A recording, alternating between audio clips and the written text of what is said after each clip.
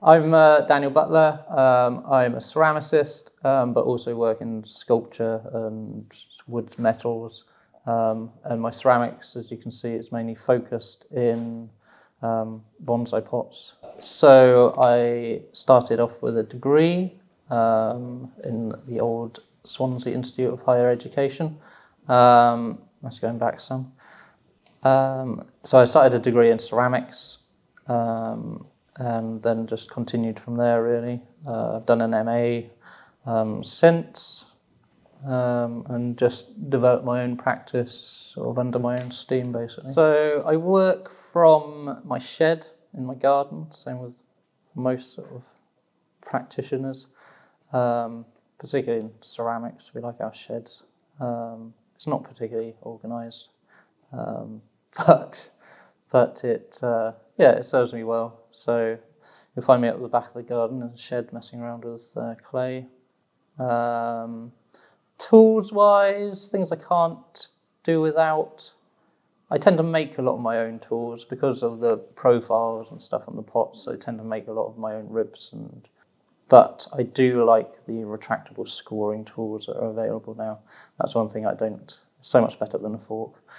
Obviously, because of the ceramics and the fact it is sort of bonsai related, a lot of my inspiration does obviously come from sort of natural forms and textures, and there are some conventions obviously within the sort of discipline that you kind of have to be aware of and work within my practice. But there's plenty of scope for exploration and stuff.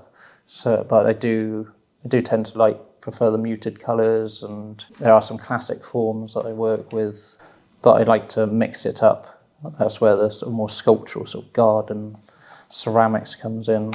Can be a bit more experimental with that, with finishes and glazing and form. So I take a lot of inspiration from rock surfaces and lichens and textures on trees, but mainly the natural environment and the tones that you find within that. New projects tend to be driven by commissions. Very often I'll just, produce sort of similar stuff that I've done already, but sometimes it's the commissions that push the sort of new projects or new directions, which can be difficult, obviously, because it's new and there's usually a time frame and stuff attributed to it. But it does sort of focus you. It's like having a show, building towards a show. Very often I'll have a framework of an idea that somebody's expectation, and I'll make a series of work rather than just one piece. So I'll try and make 5 or 6 pieces in that style, and then that gives me space to experiment with either glaze or a texture or a different clay type, and that kind of generates sort of some momentum and exploration, adds to what I then sort of create as a standard sort of range.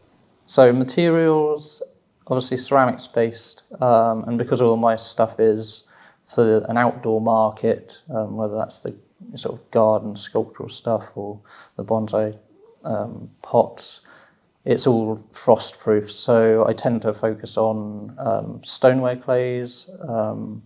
It's very rare that I do anything that's not a stoneware. Sometimes I'll use a porcelain body for specific projects, but it's all stoneware, all high-fired. As I say, I do sort of move into sculpture and metalwork and woodwork. So I tend to use a lot of mild steel because I like making sculptures that rust and build patina. So it's lots of sort of mild steel and sometimes a bit of copper. So that's my primary materials, really.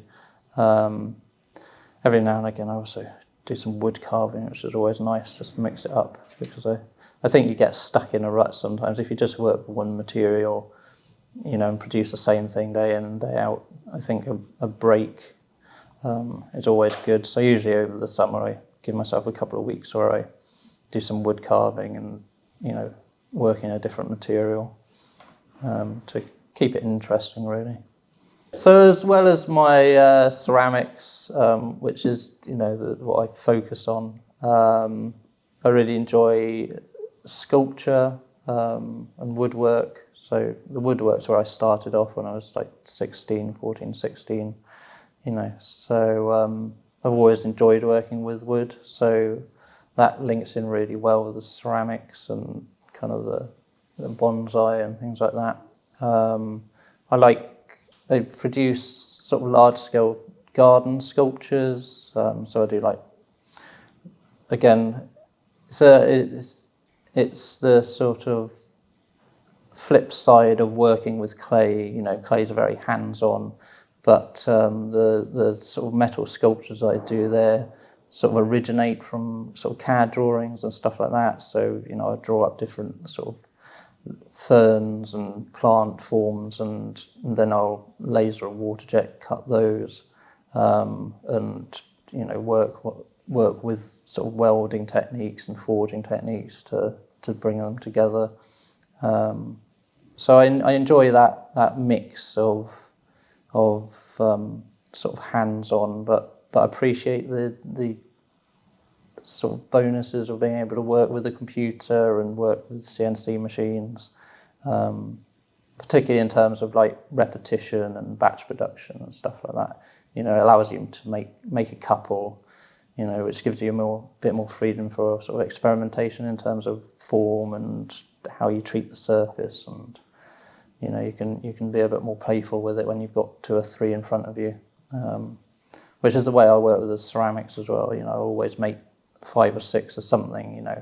It's very rare that I'll just make one. I'll always make a few, so I can be a bit more creative and push the boundaries on a couple of them, and still got a couple that I know are going to work in reserve. So what I'm working on now is mainly based around the sort of scale and form. So I'm going to be concentrating on making lots of large ovals and rectangles. That's something that, again, coming from commissions and stuff like that, that's what I'm being asked to do a lot. So within that, I'm looking at some different sort of clay body formulations, trying to do some blends, because there's a bit of an issue with sort of clay globally at the moment. Some of the mixes aren't quite as they used to be, so I'm having to reformulate some of my bodies. And then I'll be looking at the glazes. I particularly like to get into, I'm sort of experimenting with some lichen glazes, some drier textured glazes for some of the pots, which I've already sampled and worked well on the market, so I want to expand that. But yeah, it's mainly about just larger, scaling up the forms, really. So I'm currently, and have been for a number of years, the applied arts technician for Swansea College of Art. So I look after, the woodwork room, metalwork, facilitating the design crafts and fine art students mainly. I also run things like water jets and lasers. So my working days sort of varied, and the ceramics is what happens, in the evenings and the weekend. So I do a lot of courses. I run courses and workshops for various clubs and societies. Do demos around the country for events, as well as obviously trade fairs and selling events around the country.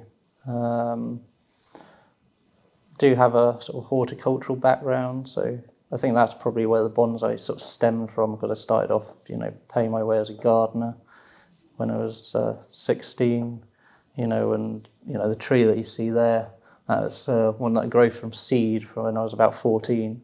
So I've been carrying that out around for the last number of years. Probably looks better than I do. So I think that's the way the horticultural practice came in, and the ceramics fed off of that.